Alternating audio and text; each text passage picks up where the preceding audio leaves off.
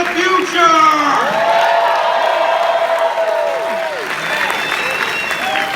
My name is Aaron Sagers. I'm the editor-at-large of a website called Blaster.com. It is my honor and privilege to be here tonight to join you guys in celebrating the sequel, the beloved sequel to a movie that is also beloved.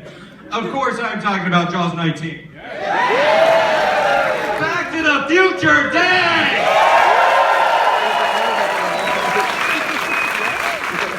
I'm excited that I made it to 2015. And before we begin, I feel like we need to start this thing with a shout out to a Hill Valley Hall of Fame. I'm gonna call out some names right here and I want you guys to go crazy and make some noise for these folks. Of course you know this gentleman is the man behind the music, the composer of the Back to the Future theme, Mr. Alan Silvestri!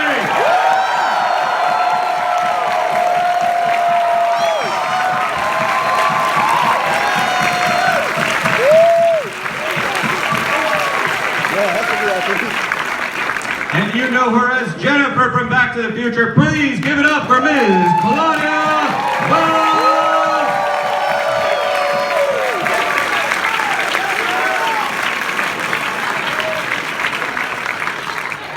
And based on what I heard from him outside, I think he's considering entering the presidential race. You knew him as Mayor Goldie Wilson. Please give it up for Mr. Gale.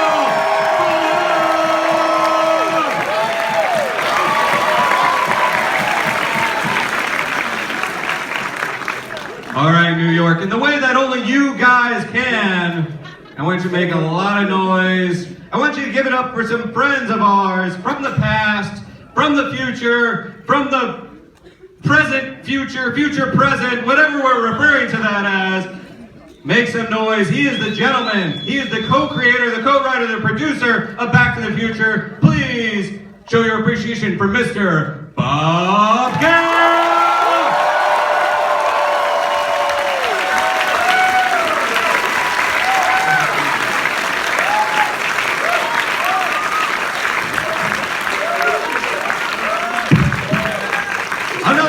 Behind the music of Back to the Future, music that's just too darn loud. Please give it up for Mr. Huey.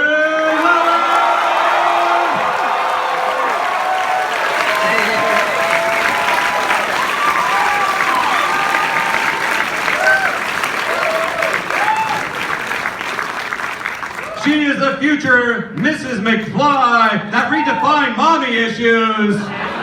She portrayed Lorraine Baines McFly. Please give it up for Ms. Thompson!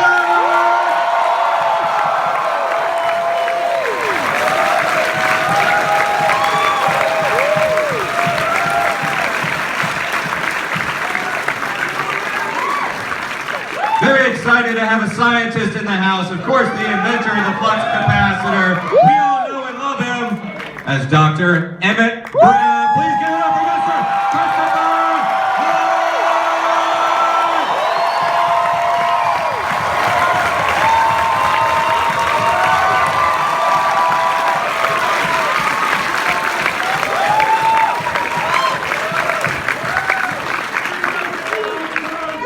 I want you guys to cheer, to make enough noise so that they hear you all the way back to 1885. Our hero, you know him as Marty, don't call him Chicken, McFly! Give it up!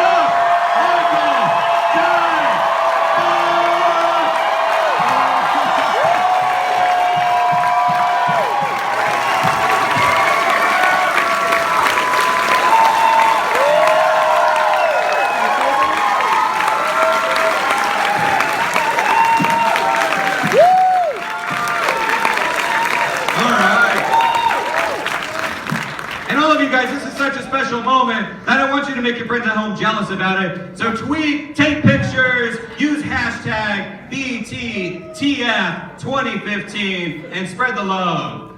So, that's spreading the love right there. Let me go ahead and dive right in. Michael, I'm going to start with you actually. The Back to the Future, obviously immensely successful, has a legacy, iconic. And yet, the same could be said about Back to the Future too. When did you realize that the sequel itself had such a legacy behind it as well. Well, I don't have it. Oh, I had this. Oh, good. Oh, my hands free. They didn't trust me with the microphone. Back to the Future 2, I think I kind of felt that when it was making guesses about the future, and the future that we would most likely all live to see, was pretty brave. And so I always kind of had that feeling, because I knew the film would be popular because the first film was so popular, and Bob did such an amazing job on part 2 and part 3. So I knew that it would resonate with people, and I kind of guessed that they'd be comparing notes in 15 years. Like we'd be sitting here doing what we're doing now 3 years later. It's so bitchy to be part of something. I think bitchin' is appropriate, yeah. The future will be bitchin'. Any of you guys want to weigh in on that? Just sort of when you realized that not just part 1, but part 2 also became such a big thing, had a legacy. I mean, certainly we are witnessing it all this year, especially this week, the USA Today cover from the future. You guys all have that in your chairs too, right? You all have a copy of the USA Today cover, I'm hoping. It is out there somewhere. There's also Pepsi Perfect, there's the hoverboard commercials, there's all these cool kind of support behind Back to the Future 2, behind 2015. When did the rest of you sort of realize that the sequel itself had this kind of legacy? Well, people would always tweet the wrong date. They'd be like, today's the day. And there would be like fake ones. Until I finally had to do any research and figure out when the actual date is. It's today, you guys, okay? I love you! Oh, I love you too. Welcome to New York, by the way. Bob? When Back to the Future Part 2 was released at Thanksgiving 1989, and to drum up interest in it, the first movie was run on NBC about a week or 2 before the release date. So we thought, okay, everybody will watch the movie for free on TV, and then we'll go and pay. And we had a host, Leslie Nielsen, did a thing where it was Back to the Future Night with Leslie Nielsen, and in between at commercial breaks, we'd show little clips from part 2. Well, one of the clips was the hoverboard. Oh, yeah. And before the movie even came out, we got our first letter from a kid who wanted a hoverboard. And that's where I said, oh no. We got letters, hoverboard letters. I mean, those were the most amazing things. The best letter that we ever got was Zemeckis had done this. He'd done this interview very straight face. He said, oh yeah, hoverboards are real. They work on magnetic energy. They've been around for years, but the parents groups won't let the toy manufacturers put them on the market. So that started an urban legend before anybody even knew what urban legends were. So we got a letter from this kid, and he gave all the reasons that he wanted to have a hoverboard and we should send him one. And then he writes a note at the bottom. His name was Jeff Allen. My son, Jeff Allen, has my permission to own a hoverboard. Michael, Chris, Leah, first off, Michael, I have to say, when we saw your daughter in Back to the Future 2, it made me a little uncomfortable because you made a very lovely woman. So which version of your characters did you enjoy playing the most or the least? Probably Marlene. Both. I mean, both the best and the worst. I mean, it was kind of cool. I got all these movies like Little Darlings and movies about teenage girls. Mostly see how they walk, cause it's like that hit forward thing. I have a clunky kind of walk. Trying to walk like a girl. And that was tough, but I got hit on by a guard at the gate at University. And that was cool. Chris, how about you? I mean, there's 85, there's 55. Which version of Doc Brown did you enjoy sort of embodying the most? You talking about me? Yes. Back to the Future 3. It's just like, it's a real kick to be in a Western with all that gear, the guns, and leather, horses, steam engines, and Doc had a romance. Back to the Future 3 is the place to be. Yeah, the place to be. How about you, Leah? Because I had some crazy characters. yeah, you did. Yeah. You know, it was kind of great at the end to actually be married to my son, and in Back to the Future 3 when we were Irish. Remember that? I love the first Lorraine, but Biff Tannen's Love Slave in Back to the Future 2, like, she's got a special place in my heart. I wish I had these things. I keep that part on my reel right now because I want someone to let me play her again now that I don't have to wear old age makeup. So I want to play that character. She was really wild. But I feel lucky to have done so many cool parts in Back to the Future. I mean, you were able to serve up a little punishment back to Biff in part 2. I mean, after the as you say, love slave kind of segment, we go back and we see you kind of beat him up a little bit with that dress box. Did that feel satisfying for you? Yeah, for sure. Yeah. Now, Huey, you portray the interesting character. How'd you get into character as the dismissive judge of the talent contest? Well, first of all, I like the first one better because I love the music in the first one. Even Alan's music, I like Alan's music too. Let's see, Zemeckis said, if we had any balls, we'd put you in the thing. He said, and so it was kind of a joke that we were going to do an in-joke thing, and so finally I agreed to do it, and we were going to be uncredited, and it was going to be kind of an in thing, and I went to the dressing room, and they had my wardrobe there, and there was a record company president named Jack Crago, who was a wonderful guy, man, and it was our record company president. It was a real kind of a brown shoes guy, real straight ahead, and had a funny way of speaking, and he, and so immediately when I saw the wardrobe, it looked like Jack's stuff. So I channeled Jack Crago. And the reason I say this is because, I only have one line in the picture.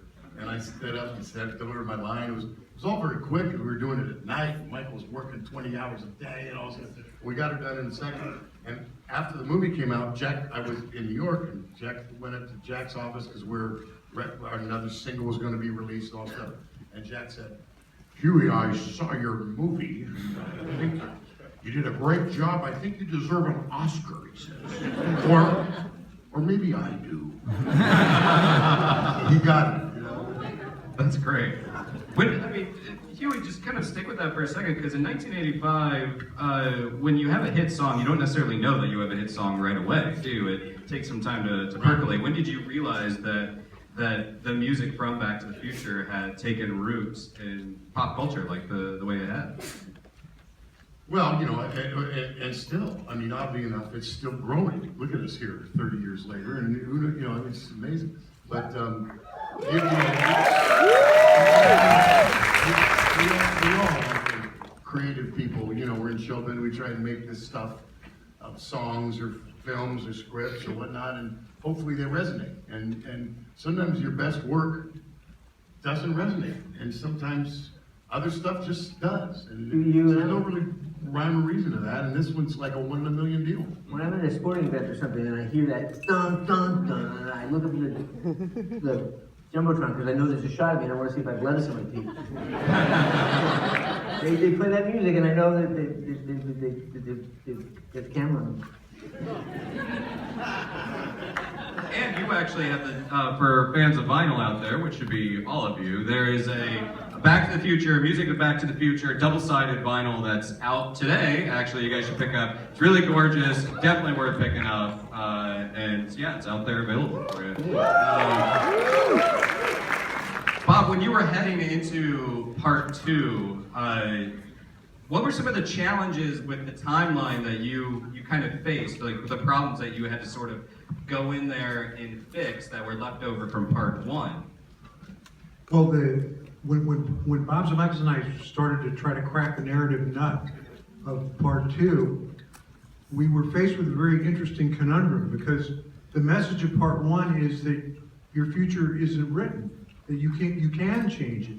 We show that George McFly rises to the occasion and Marty ends up in a much better world. So we thought to ourselves, wow, I guess we could have Marty turn to Jennifer in the car and say, you know what, Jennifer, we're breaking up. I'm not going to marry you. We won't have any kids. Doc, does that solve the problem? But we didn't think you guys would like that. So trying to figure that out, trying to create a story where the audience would be interested in these kids that weren't necessarily actually going to turn out that way, that was a challenge. And so what we ended up having to do was, let's focus on Marty. Let's give him a problem. Let's give him a fatal flaw. Nobody calls me chicken. And let's focus on the misuse of time travel story. So the part one future stuff is actually a very long introduction to get us into the real story, which is the sports almanac and Biff ruling the world. We have seen, actually, I think they announced it last night, the White House is using Back to the Future Day to promote science innovation.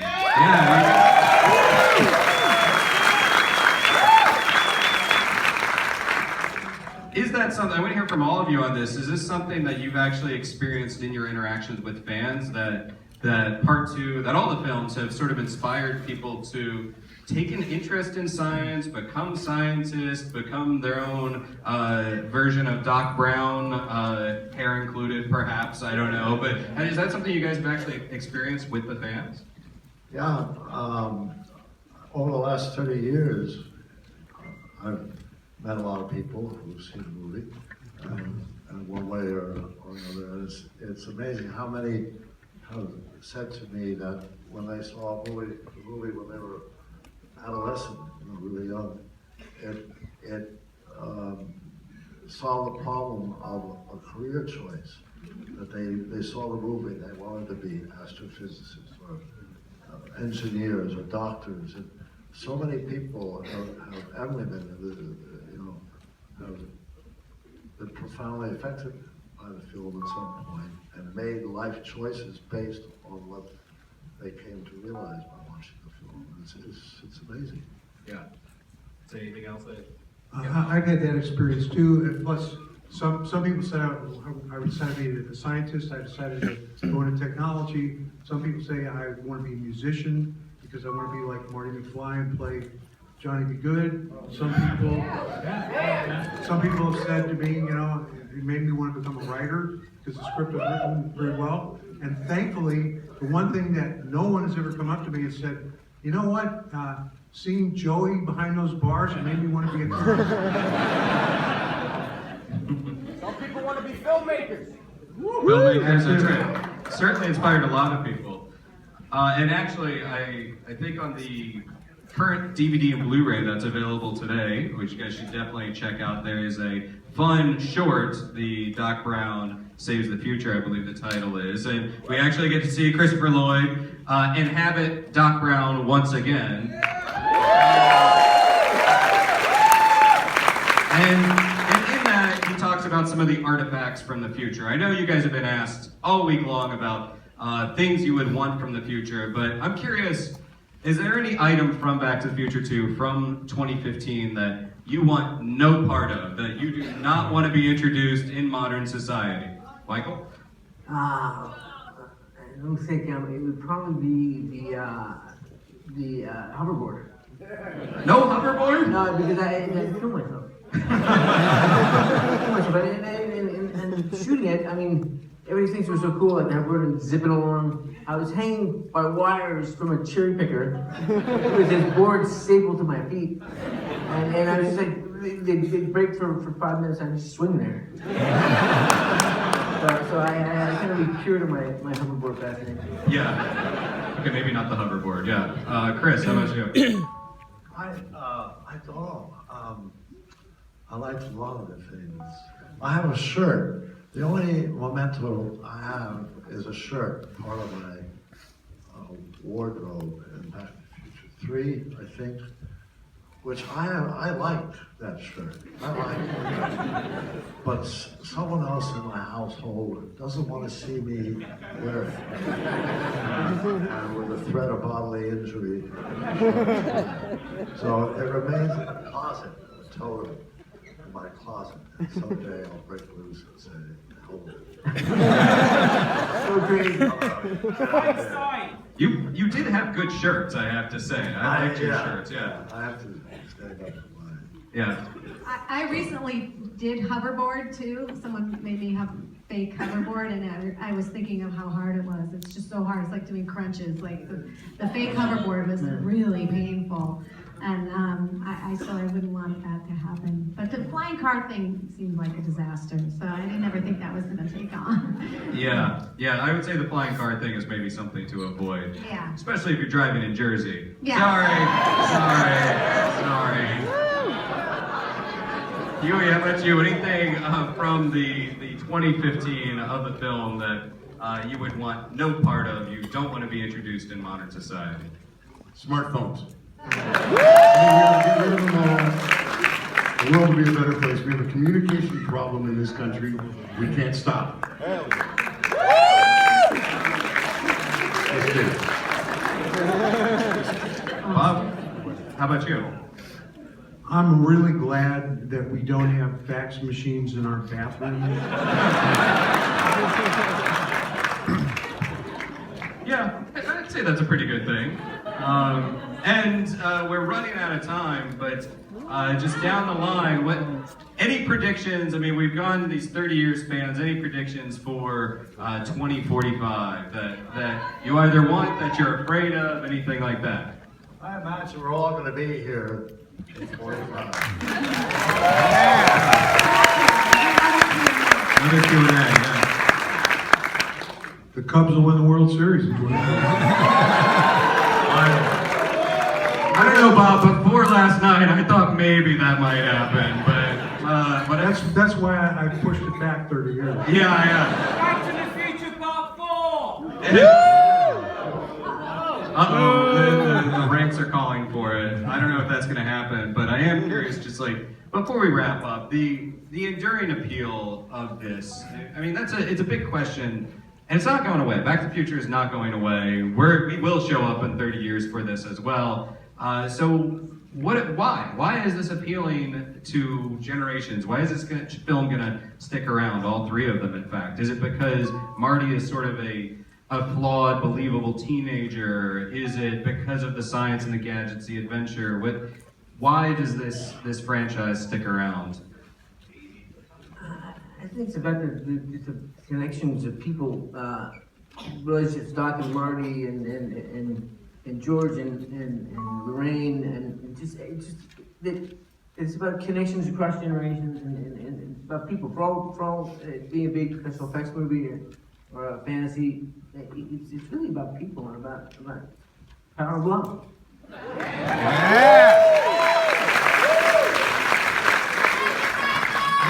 I think it's a lot. It's everything. It's incredibly well written. It's incredibly well directed. It's incredibly well acted. Music ain't bad. and a lot of these little things synergistically. And you know, these guys, Bob, they sweat every detail. It was just, believe me, just unbelievably worked out and wonderfully done. And the whole thing is very synergistic. It's much more larger than any of us. Every kid gets to a moment in their life, probably when they're 7, 8, 9, maybe 10, when they make the sudden realization that they understand that their parents were once kids too. That's a big idea. If you can put yourself back in time when you realize that your parents were screw-ups just like you, and then when you find out that in order for you to be existing, your parents had to do it, and that transcends all cultures, all time periods, and that's what Back to the Future is about. It's about seeing what your family was like, seeing what your parents were like when they were children, and seeing that they messed up and they struggled, and everybody can identify with them. I also think it's kind of great now too because you get double the nostalgia. And before it was just the 50s, it was your parents' past, and now it's your parents' past. Now it's the 80s and the 50s. People are really nostalgic about the 80s. And I think that it's interesting that this movie is so perfectly constructed to be a movie for the age. I really do think it's just so incredibly crafted and so beautifully made. And the idea that one moment can change your whole life is also really, really powerful. Yeah. Yeah.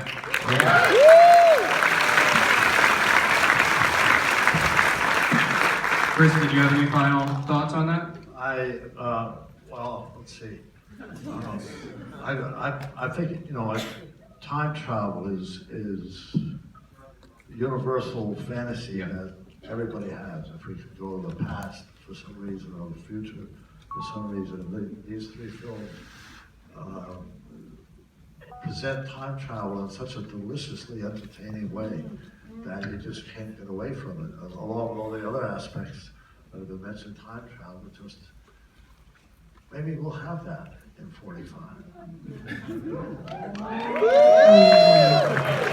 And he's the man to make it happen, let's face it. So, on that note, we're not getting away from time travel because you guys are going to actually watch Back to the Future Part 2. And also remember, new DVD and Blu-ray is out there as of today. Go pick it up. And please, New York, you have been awesome. Show your love and appreciation.